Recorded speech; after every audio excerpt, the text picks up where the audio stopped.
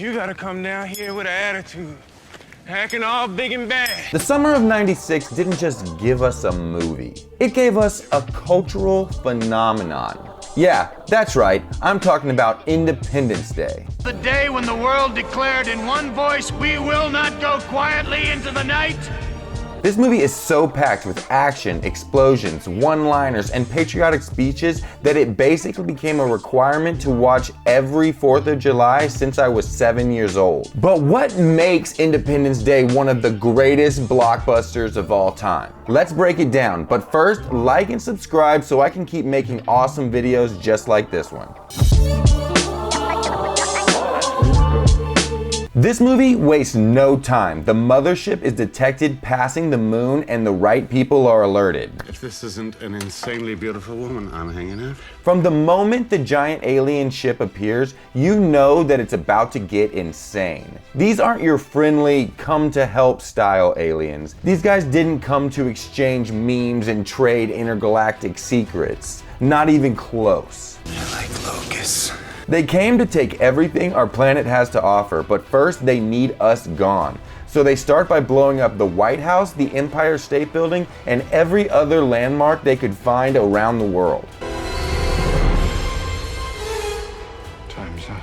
But wait, they didn't get the president because of David. Actually, let's talk about the cast so it's easier to go through this. This movie has every type of hero. Will Smith as Captain Stephen Hiller, a charismatic fighter pilot who punches aliens. He is peak 90s action hero. Not to mention he has some of the best one-liners in the history of film. That's what I call a close encounter. Jeff Goldblum as David Levinson, a computer genius. He went to MIT, he's a bit of an underachiever, but he finds a way to save the day. We gotta burn the rainforest, dump toxic waste, pollute the air and rip up the ozone. Because maybe if we screw this planet up enough, they won't want it anymore. Bill Pullman as President Thomas Whitmore, a former fighter pilot and the greatest fictional president in history. Honestly, I would vote for an AI version of him. I'm a combat pilot, Bill. I belong in the air. Randy Quaid as Russell Case, a washed-up crop duster with a huge drinking problem who turns out to be the first to strike a blow at the aliens. He also claims to have been abducted, so he has a personal grudge against the aliens. Stop them! I was kidnapped by space aliens 10 years ago! They did all kinds of experiments on me! Brent Spiner as Dr. Oken, an eccentric Area 51 scientist who may have been spending a little too much time with the aliens. As you can imagine, they don't let us out much. Now, let's get to the good stuff.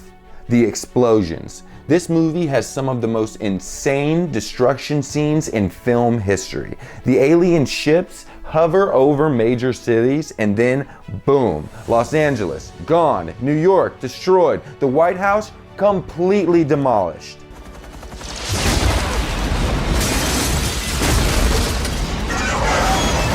You know Michael Bay saw this and was like, dang, I gotta step my game up. And then there's the dog scene. You know which one I'm talking about. In the tunnel with the fireball, the dog jumping to safety at the last second. It's the most awesome dog moment in action movie history, followed closely by the dog from The Fall Guy. Fine. Call me chicken. But alright, let's set the stage. It's July 3rd. The aliens have just wiped out most of the major cities around the world. The American government is in full attack mode.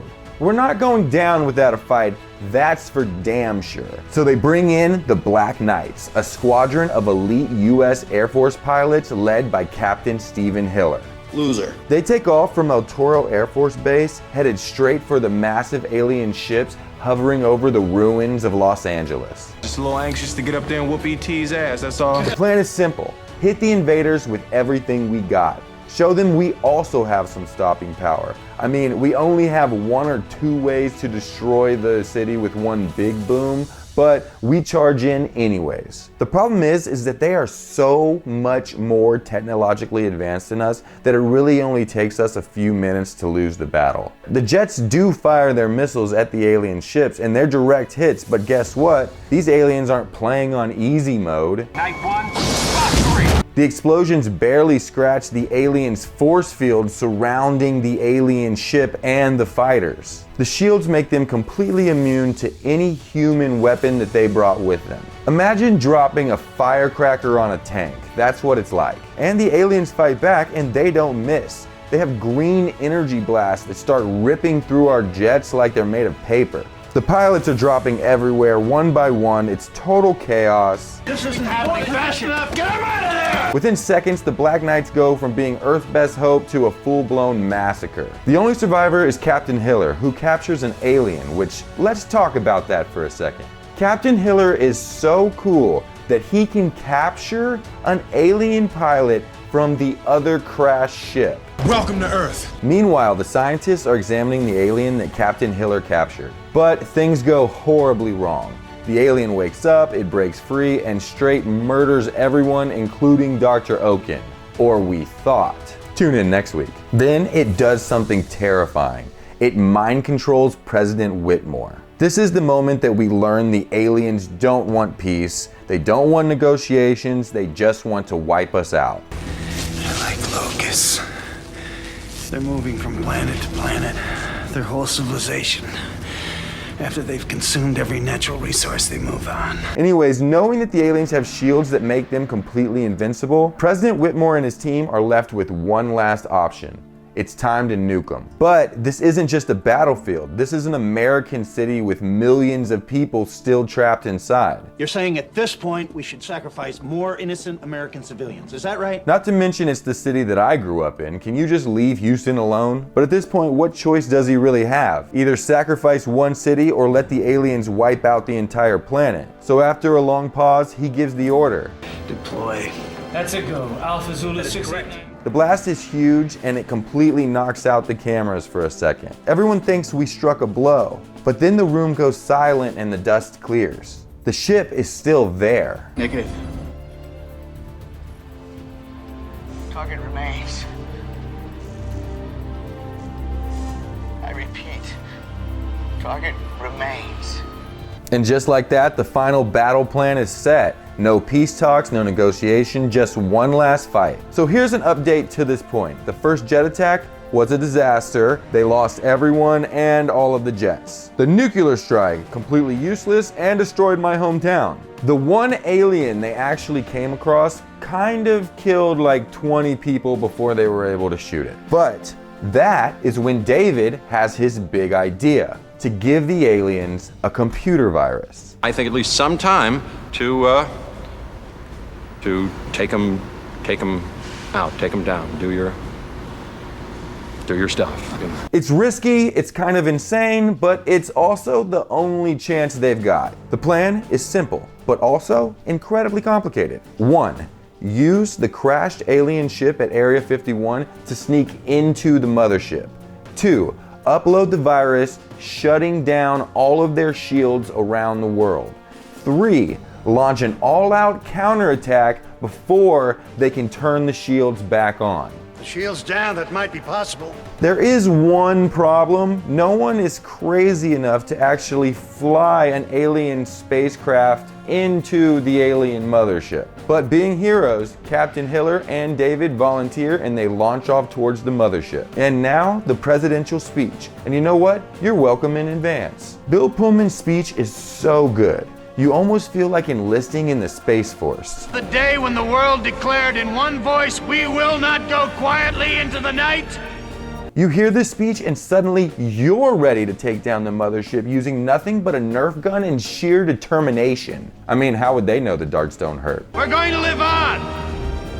We're going to survive. Today, we celebrate our Independence Day. I mean, chills every single time. If real-world presidents gave this level of speeches, we'd have zero problems. But yeah, the battle starts with everything that Earth has left, which, to be fair, isn't much. I picked a hell of a day to quit drinking. David uploads the virus and it's on. But the first wave of missiles hit the shields. I want another shot at it. Sir, I strongly recommend you disengage. Eagle 1. Fox 3. But suddenly, the shields drop and we see the big booms. Squadron leaders, fire at will, fire. This is humanity's first real chance to even hurt the aliens, and for a brief moment, it actually looks like we might win, until the alien ship opens up its main cannon. They're preparing to fire their primary weapon. Then let's take it out before it takes us out.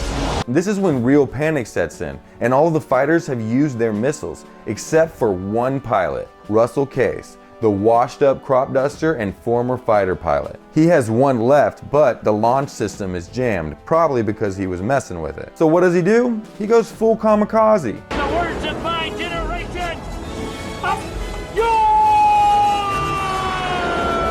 He flies straight into the alien cannon. He did it!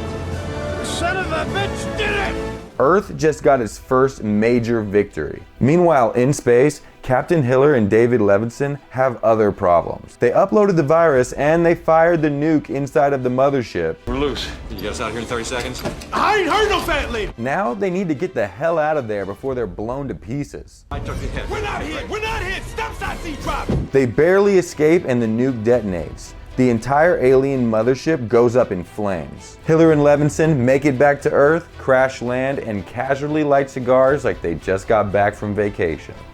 Best movie ever. Let's take a second to appreciate just how big Independence Day was. It was the biggest movie in film history at the time. And it was the beginning of the disaster movie thing. Hollywood became all about making the biggest, loudest, most ridiculous action film possible. And Independence Day didn't just follow that trend, it set the standard. It set the blueprint for every alien invasion movie to come after. You can thank Independence Day for the entire Transformers franchise, the Fast franchise, Battle Los Angeles, the Pacific Rim movies, basically every single Roland Emmerich movie for sure. Even the Marvel Cinematic Universe borrowed some serious inspiration from Independence Day when it came to their alien invasion scenes and how to make a major blockbuster.